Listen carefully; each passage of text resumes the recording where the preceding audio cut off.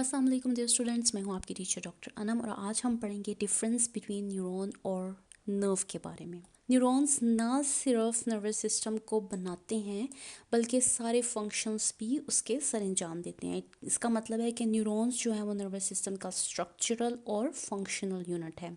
इनका काम क्या है कि इन्होंने इलेक्ट्रिकल सिग्नल्स को उठाना है और उनको उठा के थ्रू आउट द बॉडी या बॉडी में जहाँ पर भी रिस्पॉन्स की ज़रूरत है वहाँ ले जाना है। जबकि हम नर्व्स को देखते हैं तो नर्व्स हमारे पास एक्सोन्स के बंडल हैं। अगर हम न्यूरॉन को देखें तो न्यूरॉन के पास सेल बॉडी है, डेंड्राइट्स हैं और एक्सोन्स हैं, ठीक है। लेकिन जब आप नर्व्स को देखते हैं तो नर्व्स के पास सिर्फ और सिर्फ एक्सोन्स होते हैं और वो भी एक एक्सोन नहीं बल्कि बंडल ऑफ एक्सोन होता है, यानी कि एक्सोन्स का गुच्छा है नर्व्स के अंदर। और उस गुच्छे को महफूज करने के लिए क्या किया जाता है कि उसके ऊपर कनेक्टिव टिश्यू की एक जो कवरिंग है वो डाल दी जाती है। तो इस तरह से जो हमारे पास नर्व्स आ जाती हैं वो सिर्फ और सिर्फ एक्सोन के गुच्छे हैं जिनको कनेक्टिव टिश्यू की मदद से कवर किया गया है या महफूज रखा गया है।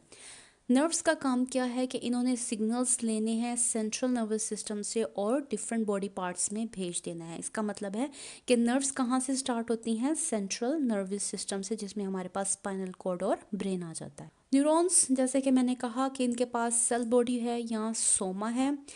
इसके अलावा डेंड्राइट्स हैं। डेंड्राइट्स वो जो सिग्नल्स रिसीव करते हैं रिसेप्टर्स से, और उसके बाद उनके पास आ जाता है एक्सोन्स जो कि सिग्नल्स को सेल बॉडी से दूर ले जाता है इफेक्टर्स की तरफ या सेंट्रल नर्वस सिस्टम की तरफ।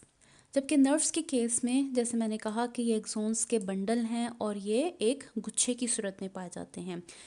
और इनका काम क्या है कि इन्होंने कम्युनिकेशन करना है सेंट्रल नर्वस सिस्टम के और पेरिफेरल ऑर्गन्स और मसल्स के दरमियान में, ठीक है। यानी कि सेंट्रल नर्वस सिस्टम के अंदर से जितने सिग्नल्स को जनरेट किया जाता है वो सिग्नल्स नर्व्स के ज़रिए जो हैं वो ऑर्गन्स की तरफ या मसल्स की तरफ भेजे जाते हैं। न्यूरॉन्स जो हैं वो डायरेक्टली इन्वॉल्व हैं किस में कि भाई इन्होंने स्टिमुलस को पकड़ना है कि कुछ चेंज हुआ है, आपने किसी गर्म चीज़ को टच कर लिया है या बाहरी इन्वायरमेंट का टेम्परेचर ऊपर या नीचे हो गया है। उसके बाद इन्होंने इन्फॉर्मेशन को भी प्रोसेस करना है कि भाई एक्चुअली में हुआ क्या है और किस किस्म का रिस्पॉन्स जनरेट करने की ज़रूरत है। और उसके बाद जो रिस्पॉन्सेज हैं वो भेजे जाते हैं। न्यूरॉन्स ने क्या करना है? स्टिमुलस को पकड़ना है, प्रोसेस करना है और उसके बाद रिस्पॉन्स को जनरेट करना है या भेजना है। जबकि नर्व के केस में नर्व ने क्या करना है कि एक हाईवे के तौर पर काम करता है और इसका काम क्या है कि इलेक्ट्रिक सिग्नल्स को उसने सेंट्रल नर्वस सिस्टम से आगे ऑर्गन्स की तरफ भेज देना है।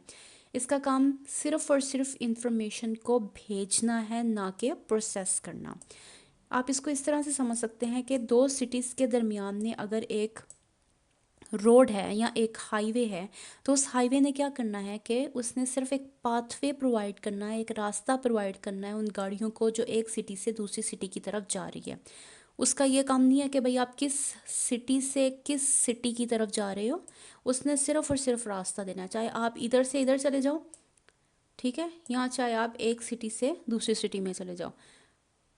तो इसी तरह से नर्व ने भी क्या करना है? उसने भी सिर्फ इंफॉर्मेशन को एक जगह से दूसरी जगह पर भेज देना है। उसने ये नहीं सोचना कि भाई किस किस्म की इंफॉर्मेशन जा रही है या मुझे उसको प्रोसेस करना है, क्या ये सही रिस्पॉन्स है या नहीं। नहीं, इसका नर्व का ये काम बिल्कुल भी नहीं है। न्यूरॉन्स जो है वो पाई जाती हैं ब्रेन के अंदर और स्पाइनल कॉर्ड के अंदर और पेरिफेरल गैंग्लिया के अंदर। गैंग्लिया मैंने आपको बताया था कि ये क्लस्टर्स होते हैं न्यूरॉन्स के, यानी कि न्यूरॉन्स के गुच्छे होते हैं और ये लोकलाइज्ड होते हैं और नेटवर्क की सूरत में पाए जाते हैं, यानी कि हर जगह पे इस तरह से नेटवर्क बनाते हैं ताकि बॉडी के तमाम एरिया को कवर कर सकें और हर जगह से जो सिग्नल्स या जो स्टिमुलस जनरेट हो रही है उनको पकड़ के सेंट्रल नर्वस सिस्टम की तरफ भेज सकें। जबकि नर्व की सूरत में नर्व्स जो हैं वो पेरिफेरल नर्वस सिस्टम के अंदर पाई जाती हैं और ये सेंट्रल नर्वस सिस्टम जो कि ब्रेन और स्पाइनल कॉर्ड आ जाता है वहाँ से डिफरेंट बॉडी पार्ट्स जिनमें मसल्स, स्किन्स या और दूसरे ऑर्गन्स आ जाते हैं वहाँ तक जाते हैं। यानी कि इन्होंने स्टार्ट कहाँ से होना है? सेंट्रल नर्वस सिस्टम से स्टार्ट होकर मसल्स की तरफ या ऑर्गन्स की तरफ चले जाना है। न्यूरॉन्स जो है मुख्तलिफ तरह की हैं, जिसमें हमारे पास आ जाती हैं सेंसरी न्यूरॉन्स जिन्होंने क्या करना है? सिग्नल्स को पकड़ना है रिसेप्टर्स से। उसके बाद मोटर न्यूरॉन्स, वो न्यूरॉन्स जिन्होंने सिग्नल्स को लेकर जाना है इफेक्टर्स की तरफ। और इंटर न्यूरॉन्स जिन्होंने सेंसरी न्यूरॉन्स और मोटर न्यूरॉन्स को आपस में कनेक्ट करना है। तो हमारे पास 3 फंडामेंटल या इम्पॉर्टेंट या मेन न्यूरॉन्स आ जाती हैं, जिसमें सेंसरी न्यूरॉन्स है, इंटरन्यूरॉन और मोटर न्यूरॉन आ जाती है। नर्व के केस में नर्व में हमारे पास सेंसरी नर्व्स आ जाती हैं, जो कि सेंसरी इन्फॉर्मेशन को लेकर आती हैं सेंट्रल नर्वस सिस्टम में। इसके बाद मोटर नर्व्स आ जाती हैं। मोटर नर्व्स ने क्या करना है कि उन्होंने जो भी इंफॉर्मेशन है या जो भी कमांड है उसको सेंट्रल नर्वस सिस्टम से मसल्स की तरफ या मुख्तलिफ ऑर्गन्स की तरफ लेकर जाना है। इसके साथ साथ हमारे पास मिक्स नर्व्स भी होती हैं, जो सेंसरी और मोटर दोनों इंफॉर्मेशंस जो हैं उनको लेकर जाती हैं एक जगह से दूसरी जगह पे। ठीक। न्यूरॉन्स के केस में अगर न्यूरॉन्स को किसी किस्म का कोई डैमेज हो जाता है या नुकसान पहुंचता है या वो ख़राब हो जाती हैं, तो क्या है कि वो दोबारा से रीजनरेट नहीं हो पाती। तो इस वजह से वो फंक्शन जो न्यूरॉन्स कर रही होती हैं वो हमेशा के लिए ख़त्म हो जाता है। फ़र्ज़ करते हैं हम कि स्किन्स के अंदर जो न्यूरॉन्स हैं, जिनका काम क्या है टच को महसूस करना या बताना कि भाई आपने किसी चीज़ को टच किया है, अगर किसी तरह से वो न्यूरॉन्स डैमेज हो जाती हैं या ख़राब हो जाती हैं, तो क्या होगा, आपकी वो टच की जो हिस्स है वो ख़त्म हो जाएगी। यानी कि आप किसी चीज़ को टच कर रहे हैं लेकिन आप नहीं बता पाएंगे कि हाँ मैंने टच किया है या नहीं किया, क्योंकि वहाँ पर वो न्यूरॉन्स जो हैं वो मौजूद नहीं है या वहाँ पर जो न्यूरॉन्स हैं वो ख़राब हो गई हैं या डैमेज हो गई हैं। अब ये इस वजह से होता है क्योंकि न्यूरॉन्स के अंदर रीजनरेट या रिपेयर करने की जो एबिलिटी है वो नहीं पाई जाती। इस वजह से वो दोबारा से अपने आप को रीजनरेट नहीं कर पाती, तो आपकी वो हिस्स या वो आपकी जो सेंसेशन है वो ख़त्म हो जाती है। जबकि नर्व्स के केस के अंदर अगर नर्व्स को किसी किस्म का डैमेज आता है तो अक्सर क्या होता है कि वो रीजनरेट कर जाती हैं। इम्पॉर्टेंट बात यहाँ पर यह देखने वाली है कि इतना नुकसान नहीं हुआ नर्व को कि वो बिल्कुल ही ख़त्म हो जाए। यानी कि अगर कुछ ना कुछ उसकी सेल बॉडी रह गई है नर्व्स की, तो क्या होता है कि नर्व्स दोबारा से रीजनरेट कर जाती हैं और अपना फंक्शन सर अंजाम देना शुरू कर देती हैं, जो कि न्यूरॉन के केस में नहीं होता। ठीक है जी।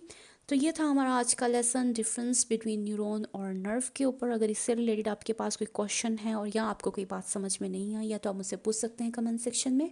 अगर आपके लिए वीडियो फ़ायदेमंद थी तो मेरी इस वीडियो को लाइक करें, चैनल को सब्सक्राइब करें और अपने दोस्तों के साथ भी इस वीडियो को शेयर करें। मैं मिलती हूँ आपको अगली वीडियो में।